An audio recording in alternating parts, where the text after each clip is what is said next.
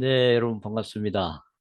지난 시간에 우리가 WCC의 영향이 로잔 운동에도 일정 부분 나타나서 세상을 바라보는 관점이 단지 세상을 구원의 대상으로만 본 것이 아니라 세상을 정의롭고 평화로운 세상으로 만드는 것, 그것도 선교의 과제로 포함하는 그런 경향이 나타났다라고 말씀을 드렸습니다.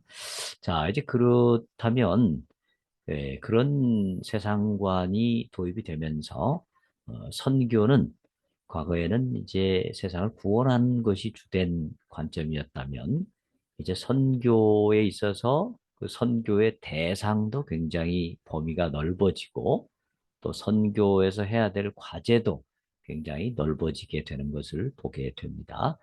자, 우리 교재 로잔 운동의 좌표와 전망 함께 보면서 살펴보도록 하겠습니다. 자, 여기 보시면 폭넓어진 선교의 대상과 과제죠. 자, 선교 대상과 과제에 대한 에큐메니칼 관점 이거를 한번 살펴보겠습니다. 자, 전통적인 의미의 선교는 주로 구원을 전하는 사역 이렇게 이해를 했기 때문에 선교의 주된 대상은 누구죠? 즉 구원받지 못한 이들, 그리스도를 알지 못한 이들, 이들이 바로 선교의 대상이었죠. 그러나 에큐메니칼 선교가 출현하면서 선교의 대상은 그리스도를 알지 못하는 자들을 넘어서서 매우 폭넓은 대상으로 확대되게 됩니다. 특별히 하나님의 선교 개념의 출현과 더불어 에큐메니칼 선교는 하나님이 선교의 주역이심을 인식하고 이 하나님은 사람들을 구원해서 교회로 인도하는 그 구령 사역뿐 아니라 세상의 혁명운동, 민권운동, 평화운동, 창조질서 회복운동, 또 교육 개혁운동 이런 모든 활동들을 통해서 세상 속에서 샬롬을 구현해 가시는 분으로 인식이 되기 때문에 자연히 이 모든 일이 선교의 영역 속으로 들어오게 되고 이 모든 일의 대상들이 다 선교의 대상으로 인식되게 되는 것입니다. 그래서 이 미시오데이에서는 선교의 대상이 과거에는 구원받지 못한 이들로 이렇게 좁게 이해되었지만 이 미시오데이 개념에 오게 되면은 하나님의 참된 샬롬을 누리지 못하는 모든 피조물로 이해가 됩니다. 물론 이것은 에큐메니칼 신학이 전통적 선교 관심의 대상인 비그리스도인들에게 관심을 두지 않는다.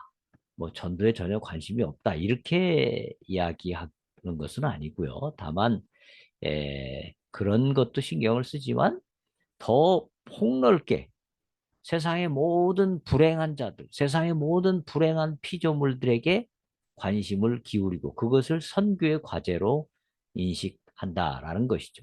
즉 선교의 대상은 가난한 자들, 소외되고 억눌린 자들, 그리고 창조 세계 안의 모든 피조물이 다 선교의 대상으로 이해가 되는 것입니다.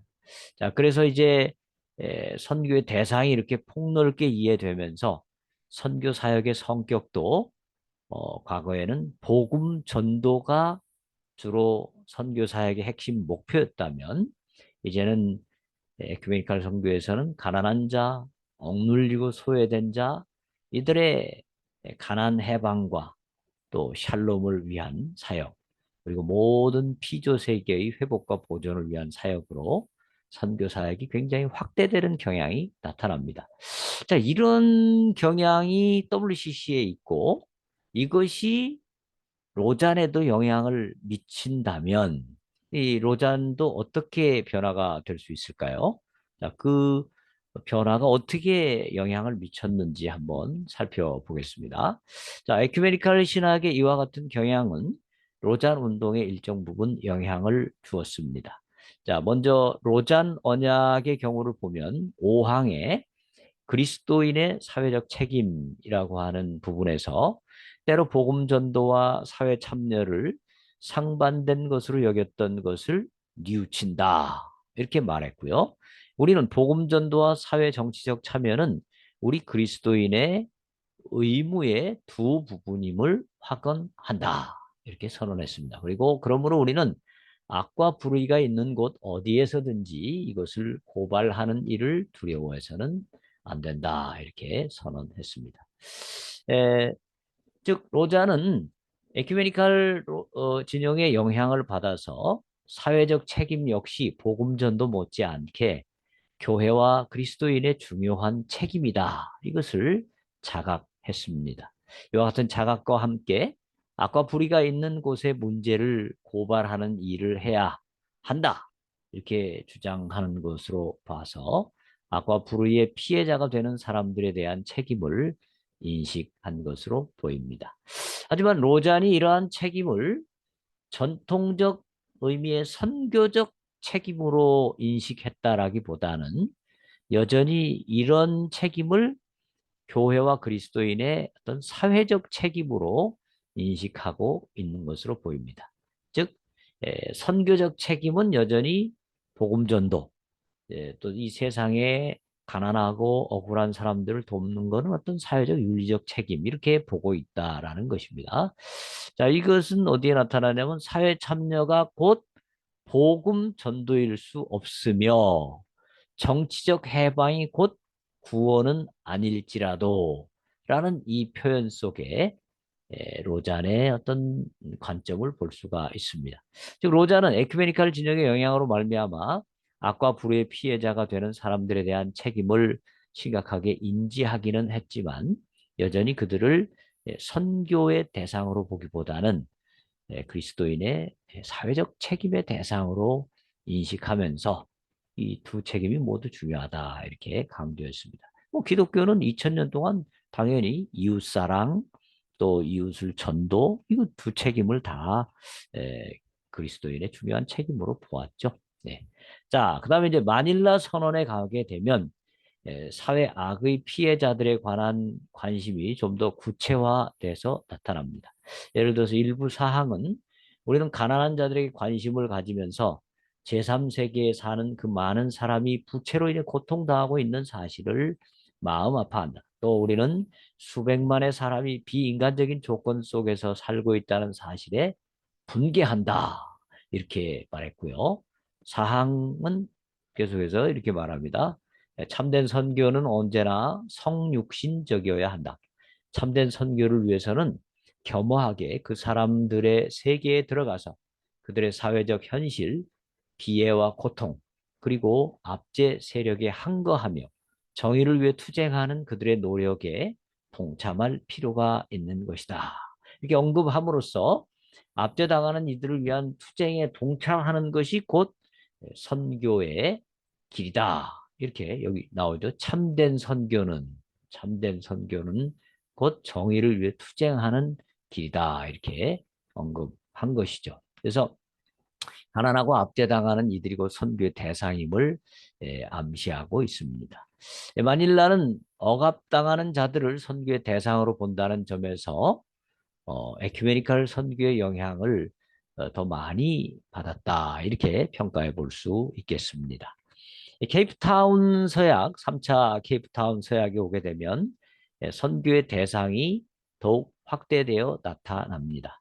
예를 들면 케이프타운 서약 일부 7장은 선교의 대상에 대해서 개인과 사회와 창조 세계는 모두 죄로 인해 깨어지고 고통당하고 있으며 또한 하나님의 구속적 사랑과 선교에 포함되므로 이 셋은 모두 하나님 백성의 포괄적인 선교의 대상이 되어야만 한다. 이렇게 말함으로써 선교의 대상을 개인, 사회, 창조 세계로 확대하고 있는 것을 보게 됩니다. 즉 전통적인 입장에서 보면 전통적인 선교에서는 선교의 대상은 주로 개인이죠. 특별히 하나님을 알지 못하는 개인이 선교의 대상이었다면 이제 케이프타운에 오게 되면 개인을 넘어서서 이 사회 그리고 창조 세계 전체 모든 피조물도 다 선교의 대상으로 이제 포함되게 되는 것입니다.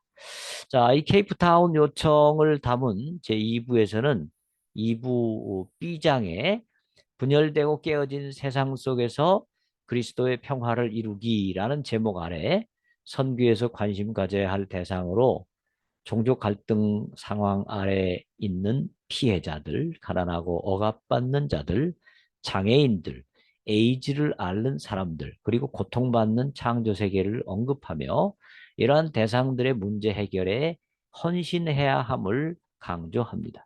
로잔이 이처럼 폭넓어진 선교 대상과 과제에 대한 이해 속에서 에큐메니칼 신학의 영향을 우리가 엿볼 수가 있겠습니다. 자, 이것은 과거 우리 전통적인 선교 또 교회의 어떤 사명에서 볼 때 이런 그 가난하고 억압받는 자들, 장애인들, 에이즈를 앓는 사람들, 그리고 고통받는 창조 세계 이들의 문제를 해결해 주는 것은 주로 교회의 어떤 사회적 윤리적 책임으로 보고 선교는 여전히 복음을 전해서 하나님을 알지 못하는 사람을 구원하는 것을 핵심적인 과제로 보았다면 이 에큐메니컬 신학의 영향으로 말미암아 선교의 과제를 이렇게 모든 것을 다 선교의 과제로 보고 또 그것을 해결하는 것을 선교의 과제로 보게 되면 결국 우리가 교회가 힘과 시간이 무한대가 아니고 교회가 이것을 다 할 수 없기 때문에 결국은 복음 전도, 선교의 가장 핵심이라고 할 수 있는 복음 전도에 쓸 수 있는 에너지가 아무래도 약화될 수 있는 위험성이 없지 않아 있다. 이런 것을 우리가 생각해야 될 필요가 있겠습니다. 자, 그다음에 이제 세 번째 또 에큐메니컬 신학의 영향이 어떻게 나타났는가? 세 번째는 선교에 있어서 사회적 책임을 강화하는 것으로 나타납니다. 자, 우리 기독교는 사도적 헌신을 해야 되고 두 번째는 봉사적 헌신 이렇게 있죠. 사도적 헌신은 주로 복음을 전하는 것을 위한 헌신이고요. 봉사적 헌신은 이 세상을 섬기고 세상에 가난하고 힘들고 어려운 사람들 이런 사람들을 돕는 이런 헌신이 바로 봉사적 헌신이라고 볼 수 있겠죠. 자, 이 전통적인 선교는 봉사적 헌신을 당연히 많이 했지만 그러나 사도적 헌신을 주된 과제, 선교의 주된 과제로 보았죠. 그런데 이 하나님의 개념, 하나님 선교 개념의 탄생과 함께 세상에 대한 이해가 달라졌다고 그랬죠. 하나님의 선교 개념에 의하면 세상은 더 이상 단순한 멸망의 대상이 아니다. 세상은 교회보다 더 중요한 하나님의 일차적 관심의 대상이고 하나님은 이 세상 자체를 평화로운 곳, 샬롬이 충만한 곳으로 만드시는 것에 깊은 관심을 계신다. 이렇게 보았죠. 이런 생각과 함께 사회 봉사와 이웃사랑들의 사회적 책임은 더 이상 선교적 사명보다 뒤지는 것이나 또는 부차적인 것이 아니라 오히려 선교적 사명보다 더 우선순위에 두어야 할 사명으로 인식되게 됩니다. 이게 이제 WCC 에큐메니칼 선교신학의 첫 번째 모습이죠. 그래서 이제 데이빗 보쉬는 벌커프의 말을 인용하면서 이렇게 얘기했습니다. 1950년대 세계에 대한 사도적 헌신, 1950년대까지만 해도 교회는 사도적 헌신을 매우 중요하게 생각했고 특별히 선교의 핵심은 사도적 헌신이다 이렇게 봤는데 그 후에 세계에 접어들어서는 세계에 대한 봉사적 헌신으로 바뀌었다 이렇게 말했는데 이거는 바른 말을 해준 것이다 이렇게 데이빗 보시가 말했습니다. 즉 에큐메니컬 선교는 1910년에 처음 시작할 때 이때는 사도적 헌신, 즉 복음을 전하는 일에 매진하였지만 1950년 이후로 세계에 대한 봉사로 그 초점이 바뀌었다라는 것입니다. 즉 이제 선교를 말할 때 1950년 이전에는 사도적 헌신, 이것이 선교의 핵심이다. 그리고 모든 교회가 힘을 합해서 이 일을 이루자. 이것이 강했다면 1950년 이후에는 그것보다는 세상을 평화롭고 행복하고 정의와 평화가 넘치는 곳, 샬롬이 넘치는 곳으로 만드는 것이 곧 선교의 과제다. 이렇게 보았다는 것이죠. 예. 자, 이런 관점이 로잔 신학에 어떻게 나타났는가 하는 것을 또 살펴보겠습니다. 자, 먼저 로잔 1차 대회를 보면 에, 제5장 그리스도인의 사회적 책임은 그러므로 우리는 인간을 모든 종류의 억압으로부터 해방하려는 하나님의 관심에 동참하여야 한다. 이 사실을 우리는 등한시해 왔고 때로 복음 전도와 사회 참여를 상반된 것으로 여겼던 것을 뉘우친다. 이렇게 말했고요. 우리가 선포하는 구원은 우리가 개인적 책임과 사회적 책임을 총체적으로 수행하도록 우리를 변화시켜야 한다. 이렇게 말했습니다. 어, 교회의 책임은 개인을 구원시키는 것과 사회를 봉사하는 이 책임을 같이 수행하는 것이 맞죠. 그러나 이제 선교를 이야기할 때는 여전히 선교는 개인을 구원하는 것이 우선적인 책임이다 이렇게 봐야 되는데 교메이칼 신학의 영향을 받아서 자꾸 이렇게 두 가지를 똑같이 중요한 것으로 보는 이런 그 총체적 선교, 통전적 선교가 점점 더 강하게 힘을 받고 있는 모습을 보이고 있습니다.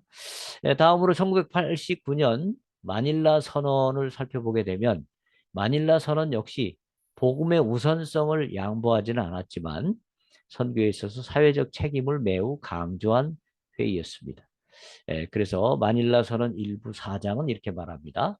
참된 선교를 위해서는 겸허하게 그 사람들의 세계에 들어가서 그들의 사회적 현실, 비애와 고통, 그리고 악재 세력에 항거하며 정의를 위해 투쟁하는 그들의 노력에 동참할 필요가 있는 것이다. 개인적인 희생 없이는 선교가 이루어질 수 없다. 이렇게 말했습니다. 정의를 위해 투쟁하는 것, 이것을 뭐로 보는 거예요? 참된 선교로 보는 것입니다. 이것은 과거에는 어떤 봉사적 헌신, 선교라기보다는 어떤 윤리적 책임으로 봤다면 이제 WCC의 영향을 받아서 이거를 선교적 책임으로 포함시키는 그런 경향이 나타나고 있는 것이죠. 자, 이거 조금 더 자세히 살펴보십시다. 에, 첫째, 로잔 언약은 사회적 책임을 선교로 포함하기보다는 그리스도인의 사회적 책임으로 또 하나의 책임으로 보았던 반면에 이제 마닐라 선언에 오게 되면 참된 선교를 위해서는 정의를 위해 투쟁하는 그들의 노력에 동참할 필요가 있다. 참된 선교, 투쟁 이런 말에 의해서 사회적 책임을 전통적인 윤리적 책임이나 봉사적 책임으로 보지 않고 어디에 포함시킨다는 겁니까? 선교 개념 속에 포함시키고 있는 것을 보게 됩니다. 즉 마닐라 선언에 오게 되면 더 이상 선교적 책임과 사회적 책임 또는 봉사적 책임이 나누어지지 않고 사회적 책임이 곧 선교적 책임으로 인식되게 됩니다.